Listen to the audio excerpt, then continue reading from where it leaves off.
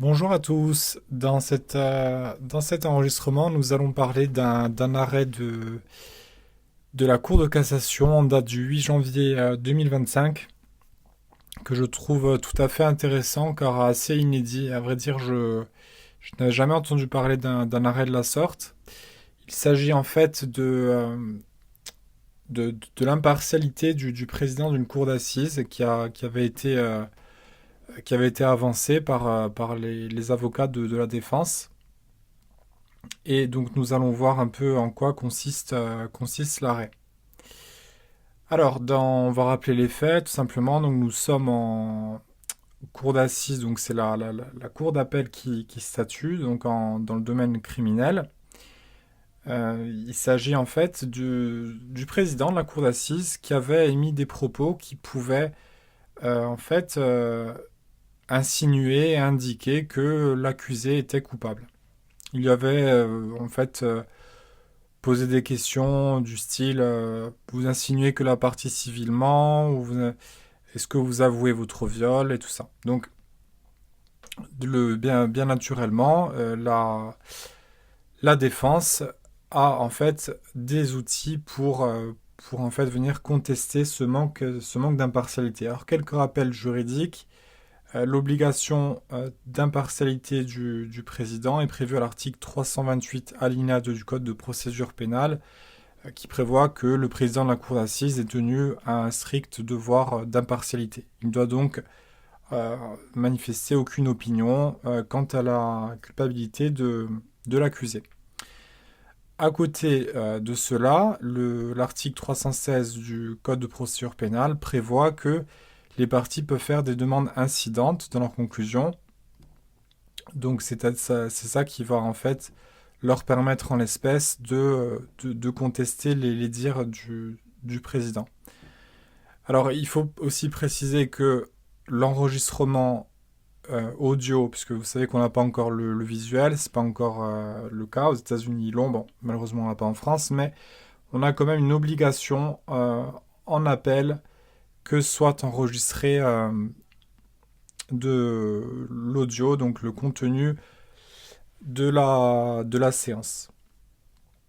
Donc ici, on avait bien un enregistrement audio qui avait été fait. Alors, ce qui s'est passé, c'est que lorsque le président a prononcé ses propos, la défense a demandé à ce que soit donné acte, c'est-à-dire que en fait tout ce qui est dit pendant le procès doit être écrit par le greffier, donc ça doit apparaître de manière, ça doit être retranscrit. Et donc elle demande que ce soit donné acte, c'est-à-dire que les propos concrètement soient écrits noir sur blanc et que ensuite voilà on puisse avoir une trace écrite. Ça c'est une obligation.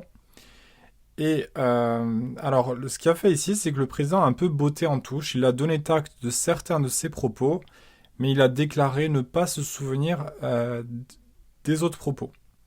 Et c'est ça qui a posé problème. Et en fait, il a pas statué sur cette demande. Il a vidé sa saisine, c'est-à-dire il a statué sur le fond, il s'est dessaisi. Et en fait, il n'a pas voulu répondre à cette demande. Voilà, tout simplement, il s'est dit, ben, je vais pas répondre. Je lui ai donné acte de certains de mes propos. Ben, celui-là, je m'en souviens pas. Ben, c'est pas grave. Sauf que ça a posé problème à la défense. C'est pour ça qu'ils ont formé un pourvoi, un pourvoi en cassation. Alors, quelques petites précisions tout de même. Euh, le président n'a pas l'obligation, la Cour n'a pas l'obligation de se saisir d'office. C'est-à-dire que si des membres de la juridiction ben, voient que ok le président il a fait une erreur là, ils sont pas obligés de le signaler, donc de lui demander de statuer sur ce point-là. Sauf quand il s'agit d'impartialité. Donc voilà, ici en l'espèce, la défense donc a demandé au président de se prononcer. Il n'a pas voulu le faire, il disait qu'en fait il ne se souvenait plus.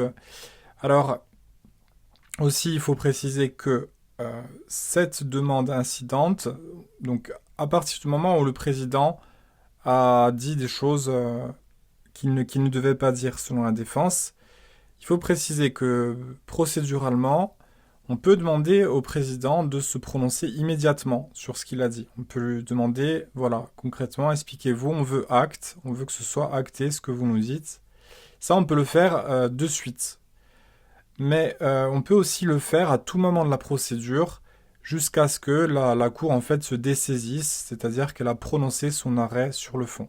Mais il est conseillé tout de même de le faire tout de suite pour pas qu'en fait le président invoque une amnésie et qu'il dise en fait je m'en souviens plus.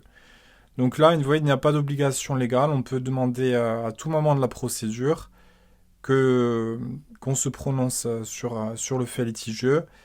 Mais voilà, il est tout de même conseillé de faire cette demande tout de suite, dès que le fait litigieux arrive, et le président a l'obligation d'enquêter.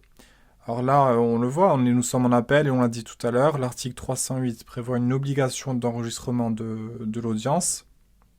Donc là, le président ne pouvait pas botter en touche, il se devait de se prononcer sur la demande incidente, et il avait les moyens, il pouvait enregistrer l'audio. Et on voit mal en fait comment il peut dire je m'en souviens pas, puisqu'il y a un enregistrement audio.